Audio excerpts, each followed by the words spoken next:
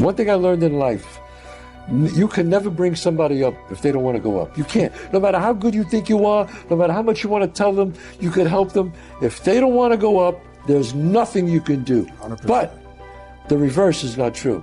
Somebody bad could bring a good person down. They can. 100%. Because the negativity in the world is much more stronger than the positive sometimes. And the negative people can bring you down. So I stay away from negative people. You're right. I just walk away from them. What I tell people all the time, especially a lot of these youngsters, I deal with a lot of these young gangbangers. Yes. And I tell them, remember this, in life, you are who you hang out with. Being around the right people, sometimes it's not what you know, it's who you know. Because it's too many people that's working against you and don't want to see you make it. For some reason, some people would rather kill your dream than see you succeed. Stop telling your visions to other people, because they're not going to see it. If you decide you want to be rich, who gonna stop you? Unless you tell it to the wrong person. Mama, I'm going to be rich. Ain't nobody rich in this family. Go in there and sit down somewhere. Get yourself a good job. You gonna open up a business and you 2 months behind in your rents. I'm just trying to make it real for you. I'm just trying to make it real. I'm just trying to make it real for you. Mama could be wrong. I think the biggest vulnerability you've got is you actually value somebody's opinion more than you value your own. At the end of the day, my guy, yourself. Those people that you're so terrified of their opinion of you, those people are not the ones who will live with the regret. Those other people are not going to be there when it sucks and it's hard for you. You got to get real quiet up here. I'm in my own mind, doing my own thing. You know, there's so few people telling you to do it. You know what there is a lot of? Conserve, don't spend, don't take risk. The biggest struggle for me was my family, man. The people closest to me was the biggest struggle. So the point, you got fuel in your tank, and then you got somebody in the back seat saying, hey, be careful. They're putting mental pressure on the brakes when you're trying to accelerate. Believe it or not, some people will be glad when you give up. This is a very strange thing. There's a law where there are people in your life that don't want to see you leave the comfort zone. That makes them feel like they could have done the same as well, but they didn't. And you don't necessarily make them look good. They try and make you feel bad about being so blessed. They're envious. They're threatened by the idea that you're coming up. First thing is this person antagonistic to my success? They're pretending to be concerned. They're posing as giving you feedback. And this is something that you just completely eliminate from your life. They should at least not be in your proximity. My mother used to say, you run around with losers, you will end up a loser. Are you going to go through the type of suffering that gets you closer to your dream, or the suffering that moves you further away? It's the suffering of emotion you feel, of wanting to please everybody. This is what I call false suffering that gets you nowhere. There's no reward to the emotional suffering you're going through, worrying about your haters, worrying about the detractors. Don't let anybody else ever cause you to suffer, to lose your vision, to lose your belief, to steal your dream, to get you to pay the ultimate price. Look at you and look at your environment. Have you been positioned to flourish? People who hated you, environments that denied you, mentalities that poisoned you. You cannot take a peach seed and plant it in a teaspoon of dirt and expect it to grow. Had you always been planted in teacups, small-minded people, narrow, limited places that never let you stretch to reach your capacity, sometimes you gotta go where the corn is. I know that sometimes you don't just have to listen to what people tell you. Sometimes people are going to try to talk you out of your dream. And you got to look them right in the eye and say, hey, I'm just going to keep showing up. You got to show up for your life regardless of the circumstances.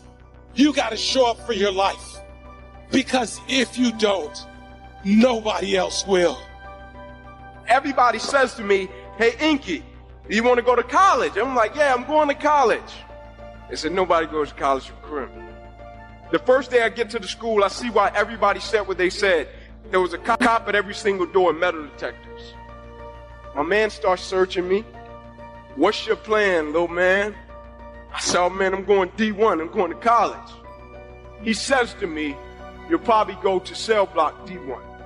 When I got my scholarship from Tennessee and got back to Krim High School, the first person I went to see was that cop in the lunchroom. He said, how did you do it? He said, I've seen so many kids step up to me and say the same thing, and they end up dropping out. If I wanted to challenge you to see, would you retreat or would you step up to me and fight for the thing that you said you wanted? In life, people don't burn out because of what they do. People burn out because life makes them forget why they do it. Do you really love yourself? If you love yourself, why would you fuck with those type of people? You know what they're saying about you behind your back. You know that they don't like you. And because you're so desperate to have people around you, you continue to go back. You are old enough and mature enough to understand the difference in good people and bad people. Toxic relationships are relationships with people that always criticize you. All they can do is remind you of the mistakes that you've made in the past. I know people whose lives have been ruined because somebody wasn't good for them. So what their childhood friends? So what their family?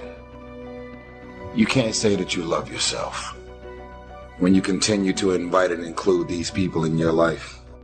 Make a list of who you communicate with most and ask yourself the question, what kind of person am I becoming because of this relationship? Or have you decided, because you're desperate, you've decided to drag these random people into the new season of your life? Is that relationship over? Are you just holding on to it because you got this concept of loyalty? Well, I've learned that loyalty has an expiration date.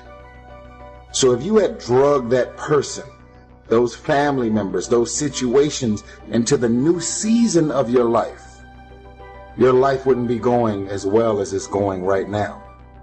I have a choice to decide who and what and where I want to go.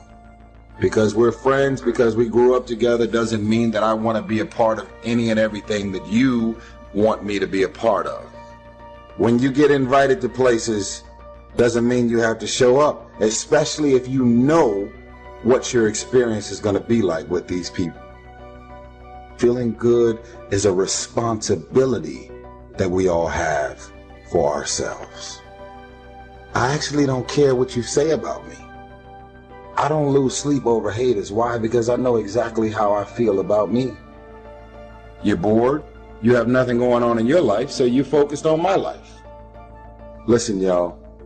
Stop running around being on the receiving end of whatever people want to dump on you. Stop running around acting as if you don't have a choice. You do have a choice. Stop playing the victim. You have a choice. When you start talking about your goals, your dreams, they can't hear it. They can't see it for you. They just don't understand. And that's when they start saying stuff like, oh, he, she, they're acting funny. They're hanging with this new group of people and they done brainwashed them, they done tricked them. And guys, I heard all of this. Even though they do want the best for us, but they just cannot see the vision. So what can you do? You got to show them the vision. You got to show them the vision by becoming successful. You can't just talk about it. Family can be your biggest haters ever. I mean, they just don't care. Some people have to be successful. So in my reality, I'm successful. So I hate when they use that, oh, let's be realistic. You never did this before. You never did that. Blah, blah, blah. Come on. They can't see from themselves, so there's no way they can see it for you.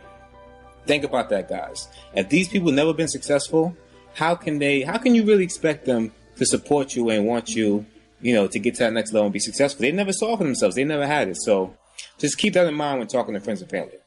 Sometimes God will let us go through seasons where we're not getting what we expect from people, to teach us to not rely on another person, but to get our encouragement, our worth from Him. Because the higher God takes you, there will be more disapproval, more critics. If you're basing your worth on how people are treating you, you'll never become everything God created you to be. The less you depend on people, the stronger your spiritual muscles are going to become and the higher you're going to go. You don't have to have all those people. You and God are a majority. You'll accomplish more with less people because of God's favor on your life. Quit trying to get from people what only God can give. Never wait on the right time, because the right time ain't ever coming. All that, when we get my ducks lined up in the row, no you won't. No you won't. Because as you have aspirations, you got to understand that the devil understands your aspirations too. The devil's job is to rob you of your destiny. So there will always be an obstacle. So if you're waiting on the right time, you'll never make the move. You have to go. See, devil, he only has one job: to rob you of what God intended for you to be. That's his only job. So he has a lot of people that work for him full time. They're called haters. And they at work all the time. And you all experience with them too. And so what you got to do is, when you have these ideas of greatness, you got to go forward. Because it's not going to be a right time. Just go. Just go. Go jump. Take a chance. I walked in the comedy club October 8th, 1985. Had never been in a comedy club. Had only heard about him. I was writing jokes for this comedian. This girl told me, "You're writing his jokes?" I said, "Yeah." She said, "Why don't you do them yourself?" I said, "How? Where?" She said, "A comedy club." I said, "What's that?" She says, "Comedy club." She said, "Why are you writing them jokes for him? You ought to tell him yourself." She said, "I'm going to pick you up Tuesday and take you." We drove 45 minutes from there to Hilarity's Comedy Club. I signed up for the following week. 9 guys went up. I was just staring at them. She said, "How come you're not laughing?" Because I was just staring at them. Because every joke they told, I knew what they were going to say. And deeper than that, I knew what they should have said. And then when the 10th person came up, they called his name and he wasn't there. He got scared and left. So they said, "We're going to go to next week's list. Is Steve Harvey still here?" And I looked at her and I said, "Man, this dude in here got the same name I got." She said, "You know what? You are stupid." And he said, "Steve Harvey, you here? Come on up." I'd never been on stage in my life as a stand-up. I ran up on stage. Long story short, they had a clap-off. I won $50, amateur night. For 45 minutes, I cried all the way home. That girl said, "Why are you crying? It ain't but $50. I said, "No, you don't understand. I was born tonight." I said, "This is what I'm going to do the rest of my life." She said, "You just won $50. You got to go back." I said, "I'm going to go back. But this is what I'm going to do the rest of my life." October 9th, the next morning, I went to my job and quit my job with $50. $50. I just quit. Ex-wife left me.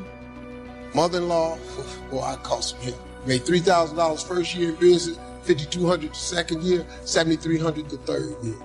Became homeless, lost everything I ever owned, lived in a car for 3 years. I kept telling them jokes. My father was the only one who believed it. My mother, my brothers, sisters, all my friends, man, get out of that, man. You ain't making no money. You can't tell no jokes. I just kept it. And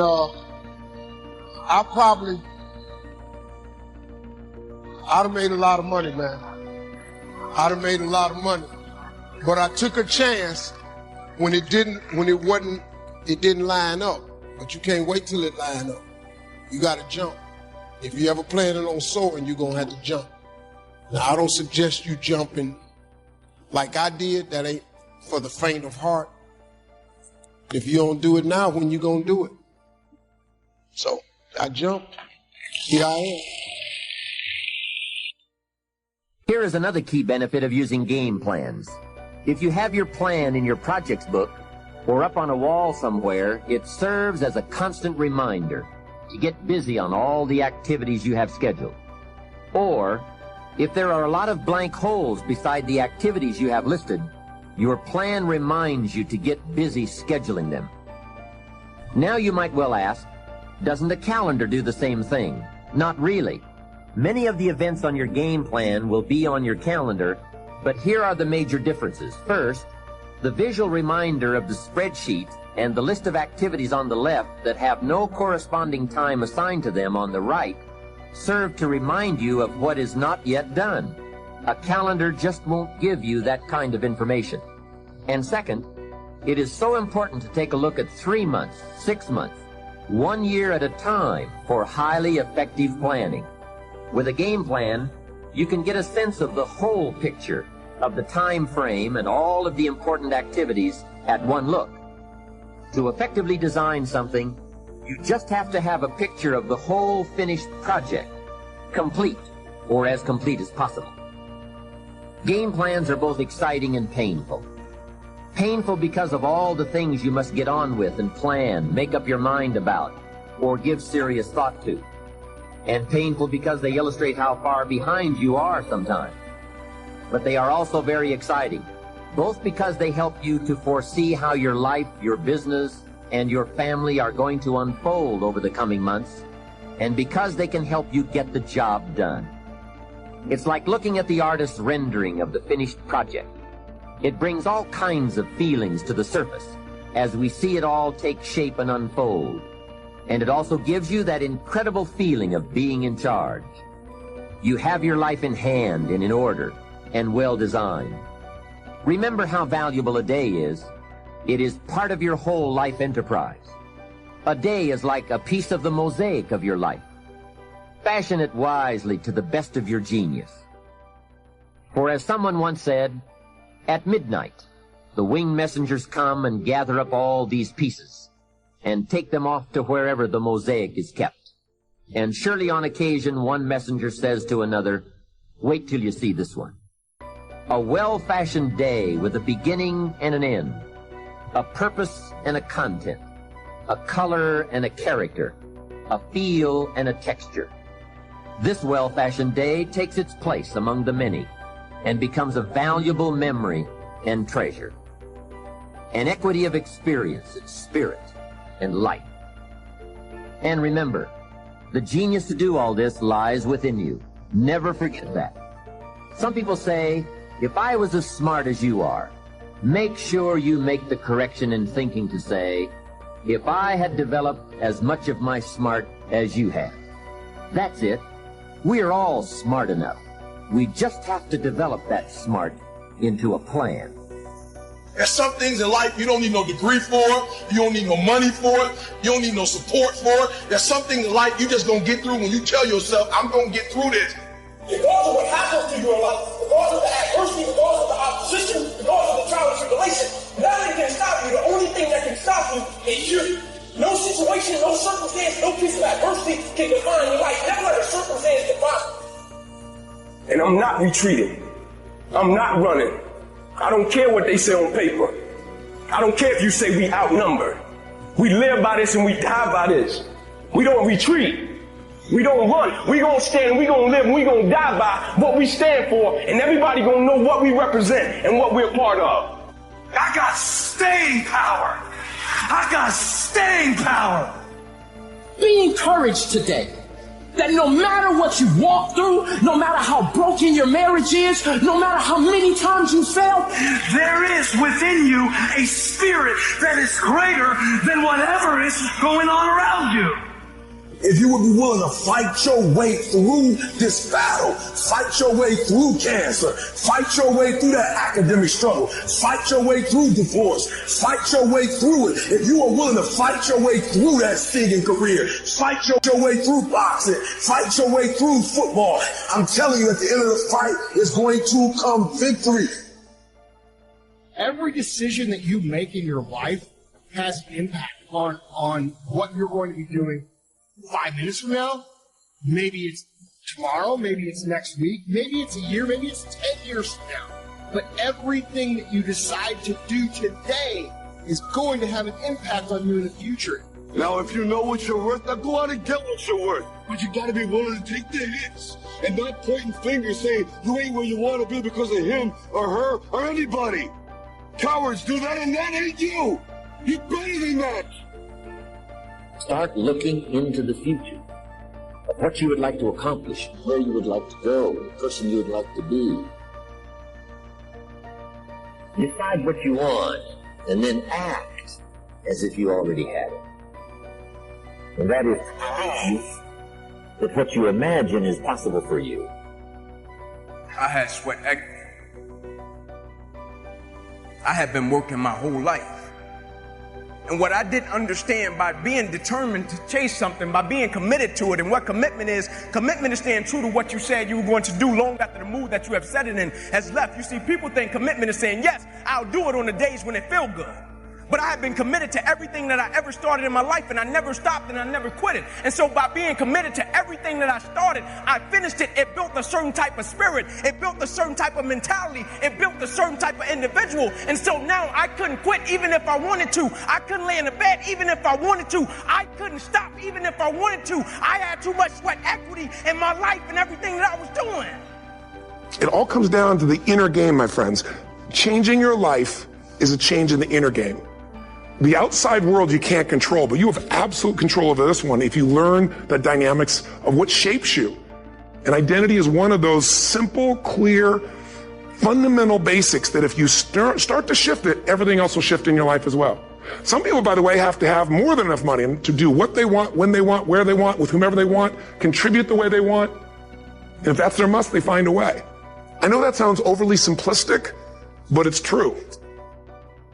Faith is the substance of things hoped for and the evidence of things not seen. Why is faith so important? Because it's the substance of things hoped for. See, faith really is just hard hoping. If you hope hard enough, that's really faith. Faith is the substance of things hoped for. If you can just keep hope alive, you can make it. Because if you keep hoping, it is really faith. You just got to transpose it into I hope this happened to I believe this can happen. You have to have like real rigid requirements of yourself where you don't allow yourself to back out of things and you don't allow yourself to slack off. And I don't think people put those kind of requirements on themselves as if it's it is a daily principle of life, like what you must get done. And if you did that, I think you'd be healthier and happier, and your body would perform more smoothly. And if you require your body to do things like that, I think it rises to the occasion. It's just kind of like, I'll give you an example. Look at your physical body. Your physical body today is an absolute reflection of only one thing, not your goals, not your desires, but your standards. The identity you have for yourself. If your standard is you're an athlete, then there's a certain amount of strength, a muscle tone, and energy that's available in your body on a regular basis because that's who you are. And so you do whatever's necessary to maintain that identity. Again, the strongest force in the human personality is this need to stay consistent with how we define ourselves. And as you begin to challenge yourself, you'll discover some things about yourself that you don't know right now. The other thing is you begin to look at yourself, look at your dreams, and begin to experiment and stepping into your greatness. One of the things that's very important, whatever goals and dreams that you have, repeat after me, please, make your move before you're ready. See, the people who wait for Aunt Matilda to move out, or John to get on the day shift, or for him to swap in the old clunker, or until we get a new governor or a new administration. The people who wait for external changes before they make an internal decision will get cooked in the squat every single time. I can guarantee it. If you're going to reach your goals, you got to make up your mind. You do something today. You can't do everything at once. And if I were to relate back to weight, it's appalling to me to have somebody come up who's 150 pounds overweight and say they're going to lose it in 3 months' time. Friend, it took you 40 years to put it on. Don't take it off like that. I took mine off and kept it off because I changed the thing that put it on. A habit. I ate too much regularly. I didn't gain 37 pounds in one weekend. It is one more bite that done me in. It's the little things. I looked at that weight and I realized that all I had to do was lose 1 9/10 ounces a day. And if I lose 1 9/10 ounces a day, then yes, I'm going to lose that weight. And ladies and gentlemen, to the ounce and to the day. 10 months, I had lost exactly 37 pounds. I had set the goal and I had reached it. Now, a lot of times people come to me and they say, Zig, tell me the truth. I'm always amused that people that say, tell me the truth, they're implying, I guess, that have been lying up until then. Tell me the truth now, Zig. How did you feel about getting up in the morning and going out there and doing that running? How'd you feel about it? I'm going to tell you the truth. I hated it. Man, that alarm clock would sound off, you know, and I'd lay there for a minute and I'd think to myself, Ziegler, what's a 46-year-old fat boy like you doing getting up running all over the neighborhood? Your buddies are sound asleep. What are you trying to prove? And then I'd look down at that 41-inch waistline and I would say, Ziegler, do you want to look like you or do you want to look like the guy in the jockey shorts? Well, I didn't want to look like me. No way. So I'd get out of bed. But just because I was running, that didn't mean I had to like it. Man, I'd get out there and run. I don't know what I'm trying to do. Acting like a teenager and everybody else is sound asleep, and here I am doing a fool thing like this. That's crazy, you know, and off I'd go. And don't you think for one minute I didn't tell everybody about it either.